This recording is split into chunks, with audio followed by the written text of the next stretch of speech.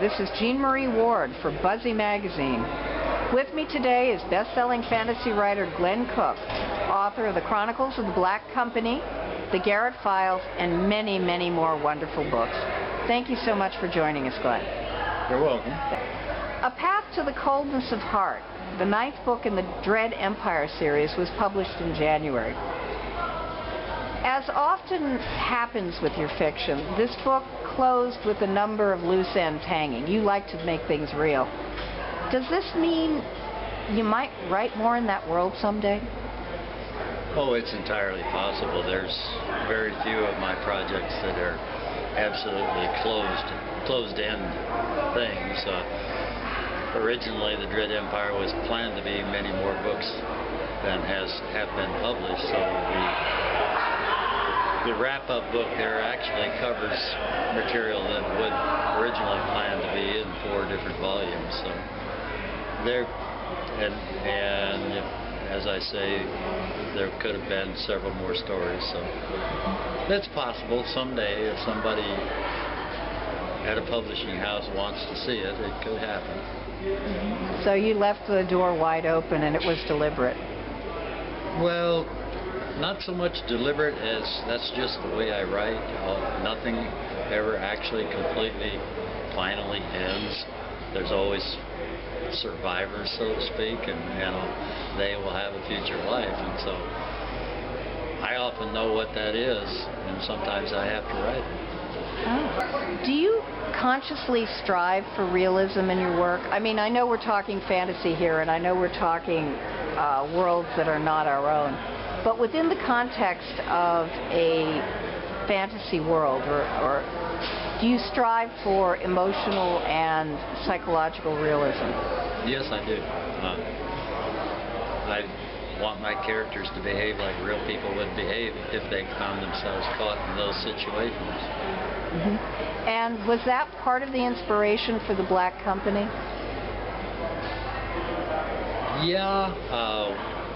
When I set out writing The Black Company, what I wanted to do was write about real people, ordinary, everyday people caught up in a situation that was way, way, way huger than they were. Like, the ordinary guys that got caught up in the War of the Rings and the Lord of the Rings and whatnot.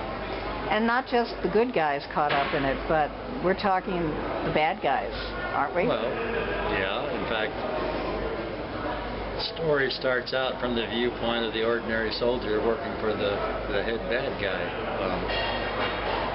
because I don't think that anybody doing an everyday job thinks of themselves as working for the bad guy or being the bad guy. They're just doing what they have to do. Mm-hmm. Was this at all influenced by your time in the military? Well, the characters and whatnot were. The characters are based pretty much on people I knew within certain limits. I mean, I didn't know any sorcerers or anything like that, but just the general behavior of the soldiers, the way soldiers behave, the way ordinary working men behave and whatnot. Yeah, that was very much. And nobody ever feels they're working for a bad cause. They always feel they're working for the good. Everybody's on God's side, and the other guy is the bad guy. So. Yeah, who believes the same thing you do, from a different direction. When can we expect to see the next book in the Black Company series? I couldn't say for sure. It'd probably be a couple of years, because I have other projects that I have to complete and deliver. It'll probably, the next Black Company book to appear will probably be the project I start on toward the end of this year. I do have parts of it already published as pieces of short fiction in various anthologies. Does that story have a title yet? Port of Shadows. Because I saw only on my own title here. You said that parts of this are already available as short stories, novellas? Yes. Okay, where can your fans find them? What would be the opening part, or the opening movement, whatever you want to call it, of the novel, is in a collection called Swords and Dark Magic. Was published by Collier, I think it is, and edited by Jonathan Strahan and Lou Anders. Jonathan Strahan and Lou Anders. Cool. Very good editors, both. The Black Company is pretty grim on a number of levels. The Garrett Files, about a private investigator in a totally fantasy world, seems much more playful to me, a little bit wryer, including their titles. How did they all wind up with medals in the title? I think that's something I kind of inherited from John D. MacDonald, who had the Travis McGee series that had 40 books or something like that, and had a color in the title. The first couple three, it wasn't a conscious effort, it just came out that way. Then after that I started, well, I've got a thing going here and people expect a new medal each time, and I'll probably be writing these books forever, so it gets a little hard to think of an appropriate title on a couple of them, but I was going to ask, is it hard to find enough medals? Well, yeah, once I use a lot of alloys and whatnot, it's so far, I've managed 15 or 14, I guess, that have been published, and the 15th that's on its way. So that's one of the projects that's in front of the Black Company, yeah. Yes, it is. So that's going to delight many of the fans of the book, both on both sides of the aisle in the bookstore, because I understand it gets a lot of mystery attention as well as a lot of sci-fi and fantasy. So I hear. So, anybody invited you to Mystery Cons? I have never been to one.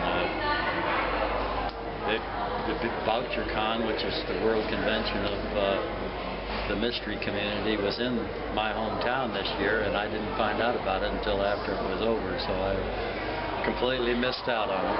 Oh, darn. I'm sorry to hear that. You mentioned Travis McGee, and I know from some of my reading that at least two of your stories in the Garrett series pay homage to Dashiell Hammett, both in the literary and the movie version of the Maltese Falcon. Were there other mystery greats who played, or whose tropes you're playing with? I mean, I'm thinking specifically of the Dead Man. And was he always... he seems a lot like Nero Wolfe. Was that the intent? So I'm told. That was not the intent until I did do one book that was deliberately a Nero Wolfe novel. Now I do not recall which one it was. A lot of the first 6 books in the series were deliberately done by some of my, or like some of my favorites. There's a Raymond Chandler, and there's a Dashiell Hammett, and there's a Robert B. Parker, and there's a Richard Prather, and there's Ross MacDonald. I never did try to do a John D. MacDonald type, but I did a Ross MacDonald more or less, and so on. So, and it's me having fun. For the most part, when I'm writing Garrett books, I'm just doing it because I'm having fun doing it. And it shows. I mean, in a good way. The fun shows. The Garretts are for fun, and the Garretts bring in a lot of influences.